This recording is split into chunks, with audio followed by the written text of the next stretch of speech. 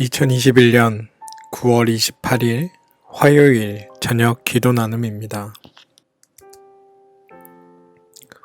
르호보암 왕은 부왕 솔로몬이 살아있을 때에 부왕을 섬긴 원로들과 상의하였다.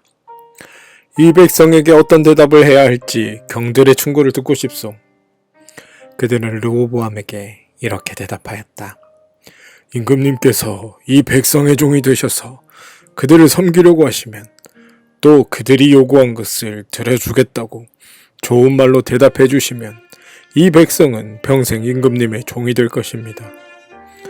원로들이 이렇게 충고하였지만 그는 원로들의 충고를 무시하고 자기와 함께 자란 자기를 받드는 젊은 신하들과 의논하면서 그들에게 물었다. 백성들이 나에게 부왕께서 메어주신 멍에를 가볍게 해달라고 요청하고 있어. 이 백성에게 내가 어떤 말로 대답해야 할지 그대들의 충고를 듣고 싶소. 왕과 함께 자란 젊은 신하들이 그에게 말하였다. 이 백성은 임금님의 아버지께서 그들에게 메우신 무거운 멍에를 가볍게 해달라고 임금님께 요청하였습니다. 그러나 임금님께서는 이 백성에게 이렇게 말씀하십시오. 내 새끼손가락 하나가 내 아버지의 허리보다 굵다. 내 아버지가 너희에게 무거운 멍에를 메웠다. 그러나 나는 너희에게 그것보다 더 무거운 멍에를 메우겠다. 내 아버지는 너희를 가축 채찍으로 매질하였지만 나는 너희를 쇠 채찍으로 치겠다 하고 말씀하십시오. 왕이 백성에게 사흘 뒤에 다시 오라고 하였으므로 여로보암과 온 백성은 사흘째 되는 날에 르호보암 앞에 나왔다. 열왕기상 12장 6절에서 12절 말씀. 왕위를 계승한 르호보암은 두렵고 떨렸을 것이다. 통치 경험은 전무하고 다스려야 할 나라는 컸다. 어느 날 여로보암을 대표자로 한 북부지파 동맹 사람들이 세겜에 있는 왕을 찾아왔다. 그들은 솔로몬이 백성에게 부과했던 세금과 노역이 너무 과중하여 견딜 수 없으니 그 멍에를 가볍게 해달라고 청했다.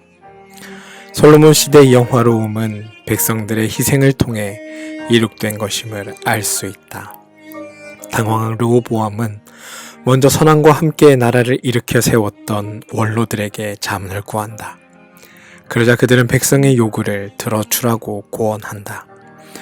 원로들은 이미 특권을 누리고 있는 이들이기는 했지만 아직 출애굽 정신을 다 망각하지는 않았던 것 같다.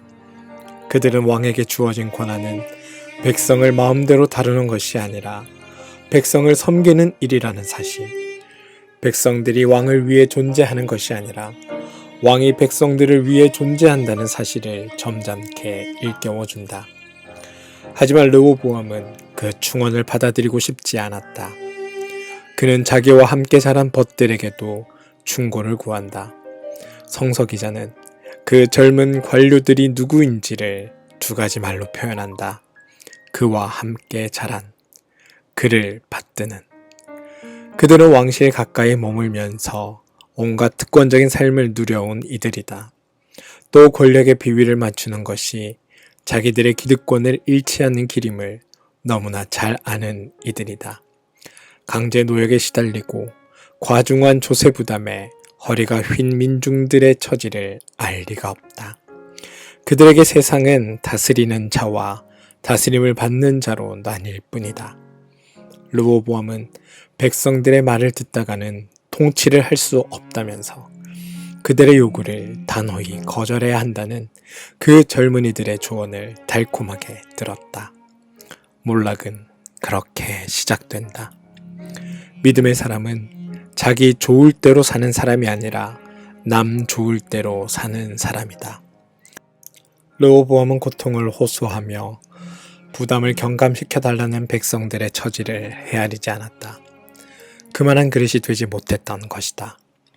높은 자리에 앉아서는 저 아래 땅의 사람들이 겪는 삶의 애환이 보이지 않는 법이다.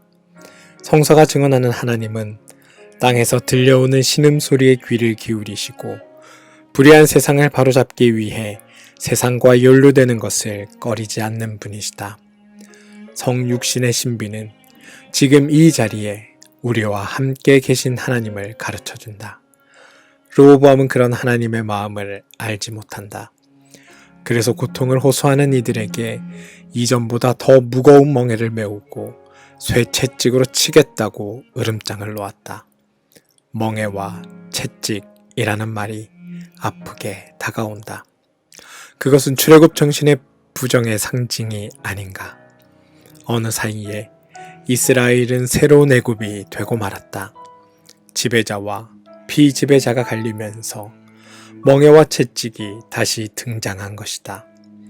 르호보암은 자기에게 위임된 권한이 백성들의 삶을 풍요롭게 하는 것임을 잊었다.